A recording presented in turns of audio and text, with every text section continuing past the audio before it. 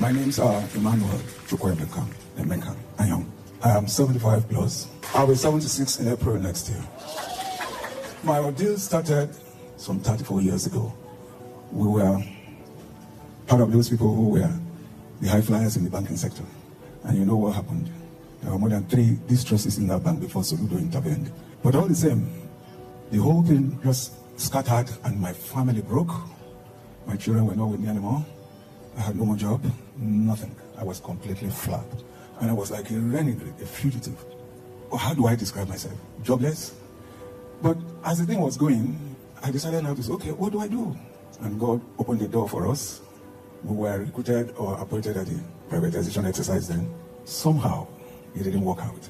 After that, and I began to ask, what next again? What would I do? And somehow, with the kind of people we knew at that time at the system, I was appointed the receiver manager of Fidelity Union Merchant Bank. Some of you were not born then. In 1990. And that was when I struck the worst affliction in my life. So I was afflicted at that time. I was shot in the spirit, and that lasted for decades in my body. I was really sick for 20-something years. And here is a man who has no family, who has no children, and everybody forgot. And because of the situation, you know, in Nigeria, once you are out, you are out. Nobody knows you again. So I was completely forgotten. But somehow, God in His infinite mercy provided an opportunity. My late mother asked me, Emeka, can you hold it? Because she has seen everything gone. Then I told her, Mommy, well, the best I can do, I'm just born again for 3 years. Let me take time and go back to my God. He said, so this is how I went back into God. And God made a way. And I was sent to foreign missions. I was taken to Guatemala, I served. I was taken to Israel, I served twice.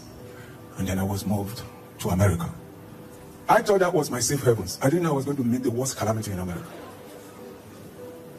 Because I didn't understand some of the things. Some of you know about the flu shot. I was given the flu shot in America. I thought I got a vaccine.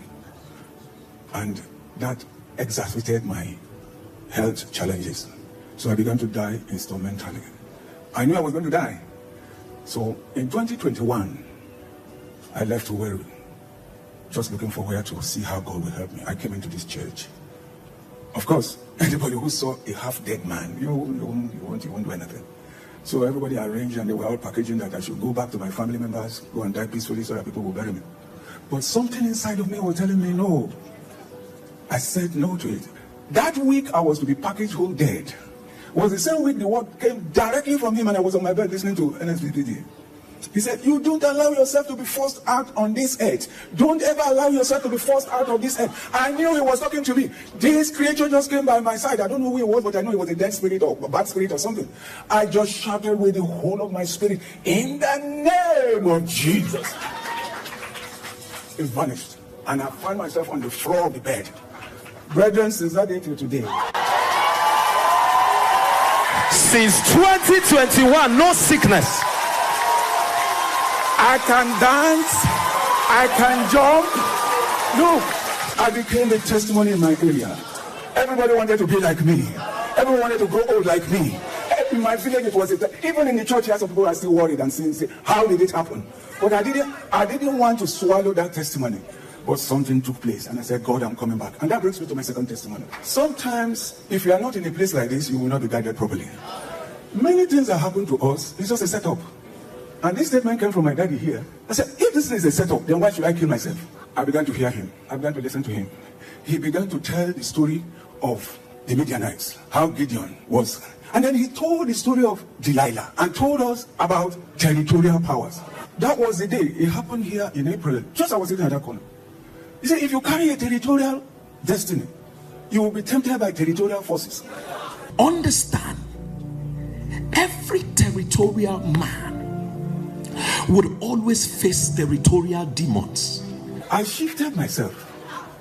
And then he said that Delilah opened the door for territorial powers to mess up Samson. So the lords of the Philistines wanted to deal with Samson and had to find a loophole from what he loved. So it wasn't like they devised something new. They said, this guy loves this babe. This guy loves this babe. So let us enter this guy from this his weakness. Am I communicating? Sir, Let me tell you, there are many things we're praying about. If you solve this problem, you have solved a lot of things. I held my head.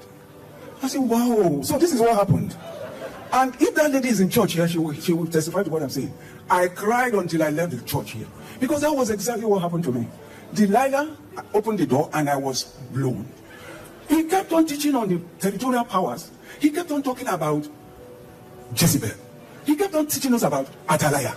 He began to go on. I mean, all the forces that attacked Israel, I now saw that is all that we were all facing. To God be the glory. He raised it into higher power, higher fire, higher glory, higher grace. And I said to myself, friend, I must key into this thing. Do you know what, brothers? God raised a helper. Somebody I don't know from, somebody who was just young when the thing took place. This boy came up and then began to call his community people. This story about this man, this is what our father told us about this story. What his late wife is raising is a lie. And this is the issue.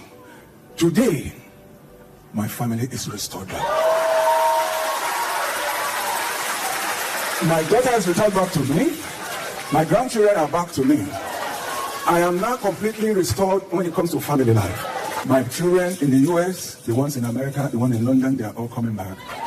And I am no longer carrying that legacy of a renegade, but now a patriarch after 34 years. Thank God today, my daughter is on this altar. I am on this altar. My last born and the wife is on this altar. 4 of us, we are here. I want to thank God for restoration. I want to thank God for the servant of God. Please, I am 75 plus, and you're all young. This is the greatest opportunity you have.